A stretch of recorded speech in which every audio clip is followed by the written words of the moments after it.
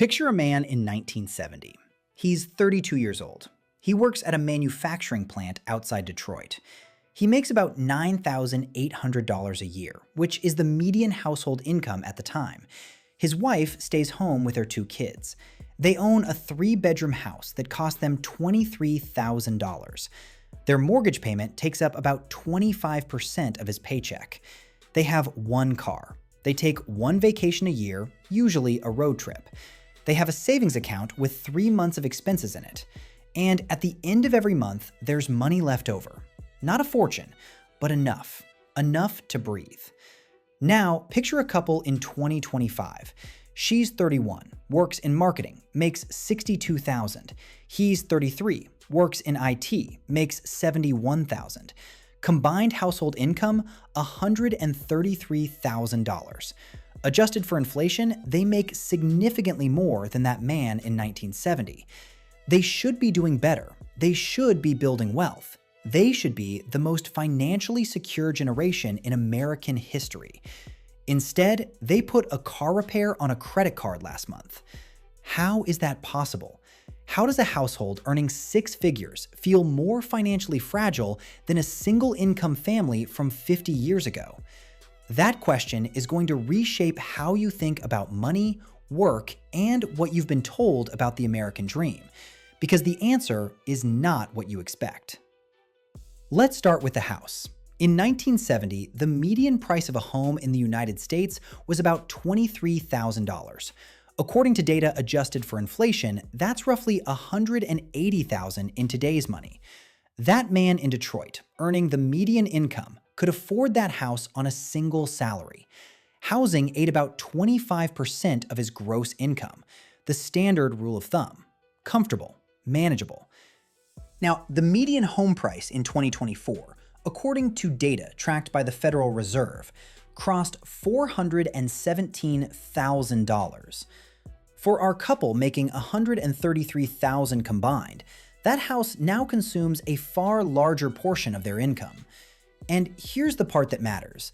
They need both incomes just to qualify for that mortgage. The bank runs the numbers on 2 salaries.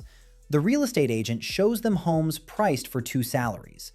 The entire market has recalibrated around the assumption that every household has 2 earners. This didn't happen by accident. When women entered the workforce in large numbers throughout the 70s, 80s, and 90s, something shifted. Families suddenly had more purchasing power. And what do you think happened when millions of families showed up to the housing market with 2 incomes instead of 1? Prices got bid up, way up. If home prices had simply kept pace with general inflation since 1970, research from Anytime Estimate shows the median home today would cost roughly $178,000. Instead, it's $417,000. Housing costs have outpaced inflation by more than 150%. That second income didn't buy a bigger life, it bought the same life at a higher price. But housing is only the beginning, because in 1970, there was an expense that barely existed for most families, an expense that now devours entire paychecks: childcare. When that man in Detroit went to work and his wife stayed home with the kids, childcare cost $0. It wasn't a line item. It wasn't a budget category. It wasn't something you lost sleep over. The domestic labor was handled within the household. Today, according to Childcare Aware of America, the national average cost of childcare in 2024 was $13,128 per child per year.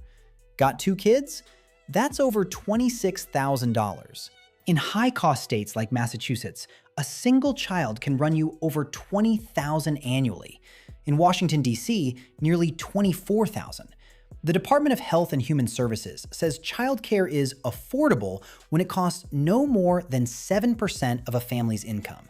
By that standard, childcare is unaffordable in every single state in the country. For our couple making $133,000, childcare for 2 children would consume roughly 20% of their gross income before they've paid $1 of taxes, $1 of rent, or bought a single gallon of milk. And here's the cruel math. That second income, the $62,000 she earns, exists in large part to pay for the childcare that's only necessary because she's working. She's working to pay for the privilege of working. Let's walk through it. $62,000 gross. After federal and state taxes and payroll deductions, she takes home roughly $42,000. Subtract $13,000 for childcare for one child. That's $29,000. Now add a second child, another $13,000. She's at $16,000. Add commuting costs, roughly $5,000 a year for gas, maintenance, and parking, $11,000. Add the convenience spending that comes from two exhausted parents who don't have time to cook, clean, or manage the household, the takeout, the delivery, the cleaning service, the prepared meals, another $5,000 to $7,000 conservatively. The net financial contribution of that $62,000 salary is somewhere between $4,000 and $6,000 a year. That's roughly $20 per workday for a full-time job, away from her children, in traffic, exhausted. The net financial contribution of that second income after taxes, childcare, commuting costs, and the convenience spending that comes from two exhausted parents can shrink to almost nothing. This was the core finding of Elizabeth Warren's research back in 2003, when she was still a Harvard bankruptcy law professor. She and her daughter Amelia Warren Tyagi studied over 2,000 families who had filed for bankruptcy. What they found shattered the conventional wisdom. Families with two working parents were more likely to go bankrupt than single-income families. Not less, more. And it wasn't because they were spending recklessly. It wasn't because they were buying boats and designer handbags. It was because their fixed costs, the non-negotiable monthly bills, had expanded to consume both incomes entirely. Housing, childcare, healthcare, transportation, the essentials, the stuff you can't cut when times get tough. That's what ate both paychecks. They called it the two-income trap. And 22 years later, the trap hasn't loosened. It's tightened.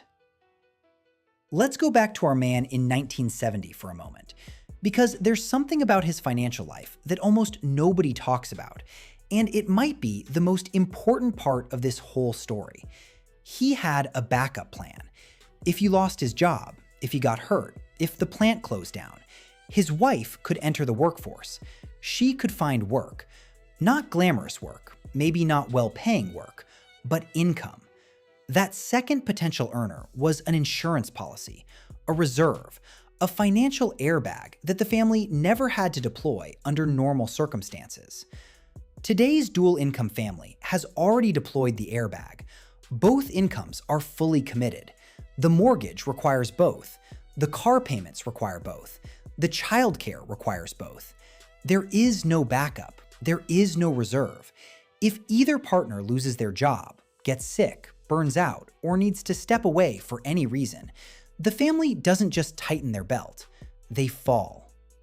According to the Federal Reserve's 2024 survey of household economics, 37% of American adults would not cover a $400 emergency expense using cash or its equivalent. 30% said they could not cover 3 months of expenses by any means. And these aren't just low-income households. Many of them are dual-income families earning solid money on paper. They're not broke because they don't earn enough. They're broke because every dollar of both incomes is already spoken for. The single-income family from 1970 had margin. The dual-income family from 2025 has none. And it goes deeper than housing and childcare, because the costs that expanded to swallow that second income weren't luxuries. They weren't boats and vacations. They were the basic fixed costs of participating in the middle class. Healthcare. According to data from the Centers for Medicare and Medicaid Services, healthcare spending per capita in the United States has increased by over 600% since 1970, adjusted for inflation. Employer-sponsored health insurance premiums for a family plan averaged over $24,000 in 2024. Even with an employer covering a portion, families are paying thousands more out of pocket than their grandparents ever imagined. Education. The cost of a 4-year college degree has increased by more than 1,200% since 1980. That man in 1970 could reasonably expect his children to attend a state university without taking on crippling debt. Today, the average student graduates with over $30,000 in loans. Parents who want to help their kids are saving for college, alongside saving for retirement, alongside paying for childcare, all at the same time, all on incomes that are already stretched to the limit. And then there's what Elizabeth Warren identified as the most insidious cost of all: the bidding war for educational opportunity. School districts in America are largely funded by local property taxes. Good schools exist in expensive neighborhoods. This was true in 1970, but the stakes were lower because the gap between school districts was smaller and housing was cheaper. Today, the difference between a good school district and a struggling one can feel like the difference between your child having a future and your child falling behind. So, families bid. 2-income families, armed with 2 salaries, compete for homes in the best school districts. They push prices up. The price of admission to a good public school is no longer just property taxes. It's a $400,000 mortgage instead of a $200,000 mortgage. You're not paying tuition, but you're paying the tuition equivalent embedded in your housing cost. And once you're locked into that mortgage, you're locked into needing both incomes forever. You can't downshift. You can't have one partner step back. The trap has closed. Now, here's where this gets uncomfortable. Because everything I've described so far might make it sound like the 2-income trap is somebody else's problem, a systemic issue, an economic force beyond your control. And in many ways, it is. But there's also a behavioral layer to this that nobody likes to talk about. When a household sees a combined income of $130,000 on their tax return, they make spending decisions based on that number. They buy the house that 2 incomes qualify for. They lease the cars that 2 incomes can theoretically support. They sign up for the lifestyle that matches the number on the page. And the market is happy to help. Banks will pre-approve you for the maximum. Car dealers will stretch the term to make the payment fit. The entire consumer economy is engineered to help you spend every dollar of both incomes. The psychological trap works alongside the economic one. You feel like you should be doing well. The number says you should be doing well. But the math underneath tells a completely different story. And the gap between how much you earn and how much financial security you actually have gets wider every year. So what do? Because you can't just go back to 1970. You can't undo 50 years of cost inflation. You can't make childcare free or housing affordable by wishing it. But you can do something that almost nobody does, and it changes everything. You can build your life on one income. Not literally, you don't need your partner to quit, but you structure your fixed costs, your mortgage, your car payments, your non-negotiable monthly expenses, so they can be covered by one salary alone.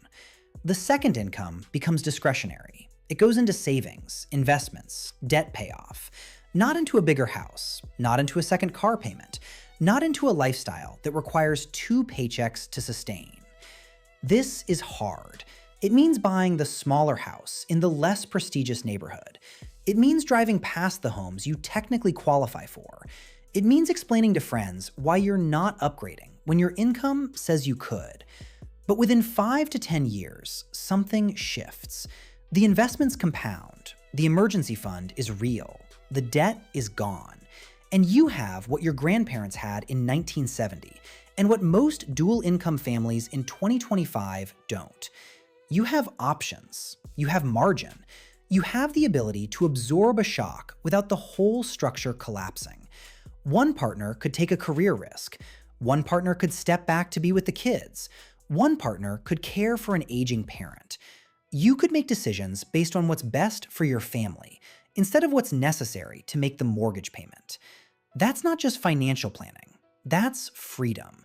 The same freedom that man in Detroit had in 1970 without ever thinking about it. That man in 1970 didn't have a financial advisor. He didn't have a budgeting app. He didn't listen to podcasts about money. He didn't need a side hustle or a passive income stream. He had one income, one mortgage he could afford, and a backup plan he never had to use.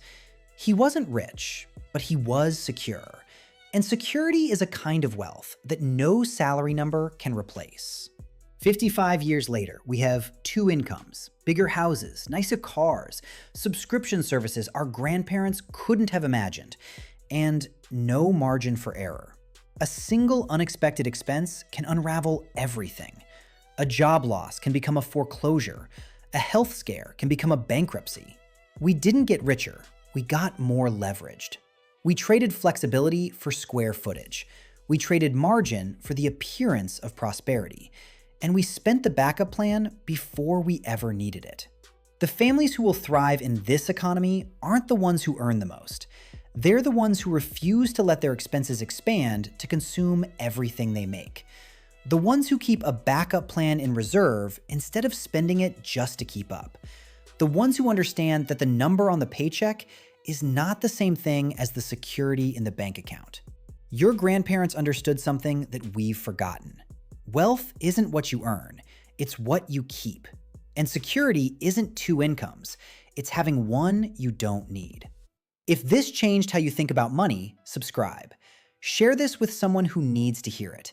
And I'll see you in the next one.